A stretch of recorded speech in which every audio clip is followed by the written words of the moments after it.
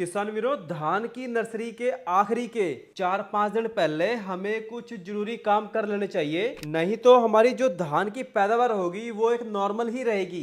तो इसके लिए सबसे पहले हमें क्या करना है कि भाई हमें लेना है 1 किलोग्राम मिक्सचर जिंक प्लस साथ में 200 ग्राम थायोफेनेट मिथाइल। इन दोनों को 7 से 8 किलोग्राम यूरिया के हिसाब से अच्छे से मिलाकर हमें हल्के पानी में छींटा दे देना है। और इसके अलावा अगर खेतों में निमाटोड हो गया, दीमक या फिर कीटों की दिक्कत बहुत ज्यादा दिखाई देती है तो भाई साथ में आपको फिर क्या करना है कि बढ़िया सा जो दानेदार कीटनाशक आते हैं जैसे कि फटेरा हो गया, फ्यूराडान हो गया, आप ये भी ले सकते हो।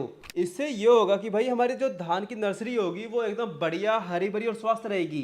या फिर आप एक काम और भी कर सकते हो कि अगर आप यूरिया खाद नहीं डालना चाहते हो तो भाई आप फिर स्प्रे भी कर सकते हो। जैसे कि फिर आपको लेना है एक बढ़िया सा NPK 19-19-19 और साथ में एक बढ़िया सा जो सिस्टमिक फंगिसाइड आते हैं, और इसके अलावा साथ में एक बढ़िया सा कीटनाशक जैसे कि कोराजिन हो गया।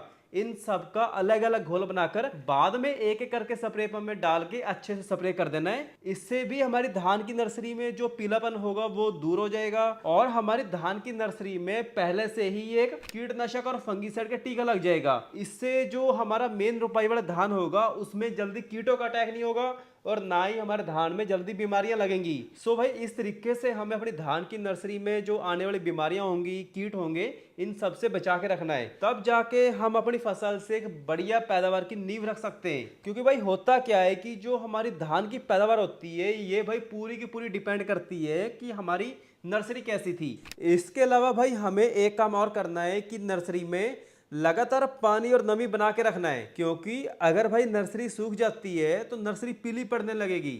सो भाई हमें कोशिश ये करनी है कि भाई नर्सरी में कम से कम एक बढ़िया नमी बना के रखनी है।